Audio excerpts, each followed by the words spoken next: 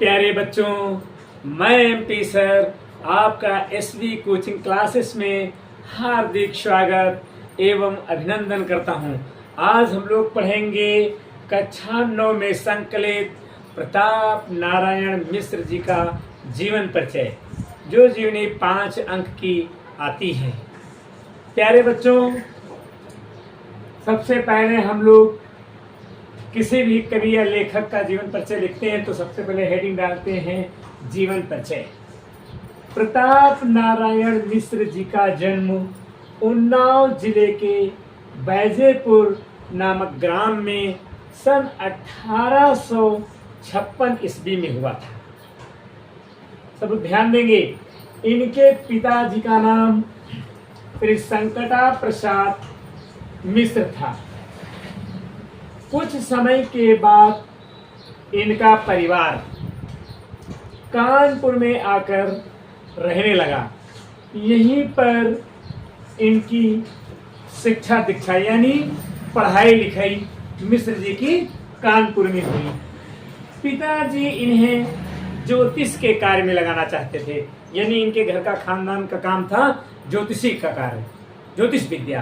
तो पिताजी इनको ज्योतिष विद्या में लगाना चाहते थे, परंतु इनका मन मौजी स्वभाव था, ये मन के मौजी थे, तो ज्योतिष विद्या में इनका मन नहीं लगा। तो ज्योतिष विद्या में मन नहीं लगा तो ये कुछ समय तक अंग्रेजी स्कूल में पढ़ते रहे, पढ़ाई करते रहे, अध्ययन करते रहे। ये यहाँ भी भाई इनका मन मौजी स्वभाव था, तो इस अंग्रेजी स्कूल में यहाँ भी पढ़ ना सके। इनका मन नहीं लगा, अंग्रेजी स्कूल में पढ़ने में मन नहीं लगा।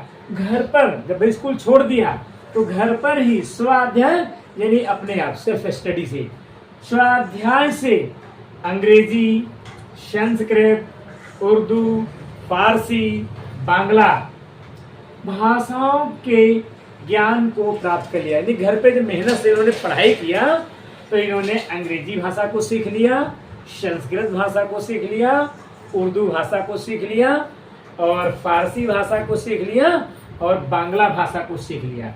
जब इनका ज्ञान प्राप्त कर लिया तो फिर कानपुर उस समय लावनी बाजों का केंद्र था। लावनी बाजों का केंद्र था। अब मिश्र जी को लावनी बहुत प्रिय थी, बहुत पसंद थी। तो यहीं से जब इनको बहुत पसंद थी तो लावनी मीन्स होता है एक प्रकार का सुंदर लेख, तो लावनी कहते हैं। तो यहीं से इनके कवि और लेखक जीवन का प्रारंभ हुआ। ये लावनी लिखने लगे, लावनियां लिखने लगे। उसके बाद में ये साहित्य की सेवा करते रहे। फिर माँ सरस्वती का यह शपथ मीन्स अच्छा रखा। शपथ 38 वर्ष की अल्प आयु में सन 1894 ईस्वी को इस संसार से विदा हो गया। इसके बाद हम इनकी रचनाएं, भाषा शैली, साहित्य में स्थान आपको आगे लिखकर दिखाते हैं। बच्चों, आपने श्री प्रताप नारायण मिश्र जी के जीवन परिचय का स्क्रीनशॉट ले लिया होगा। अब हम चलते हैं उनकी रचनाओं पर।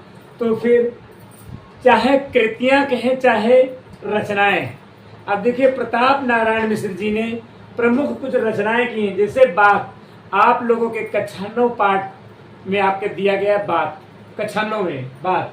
फिर बुढ़ापा, डाक, भाव, रिश्वत, मुच्छ, धोखा और बंदरों की सभा, ये मिश्र जी की प्रमुख रचनाएं हैं।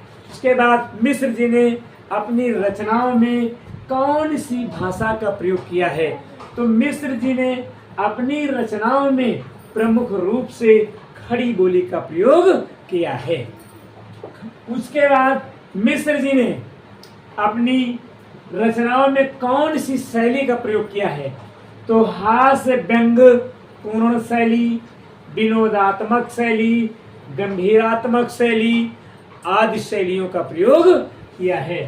फिर मिश्र जी का हिंदी साहित्य में स्थान क्या है?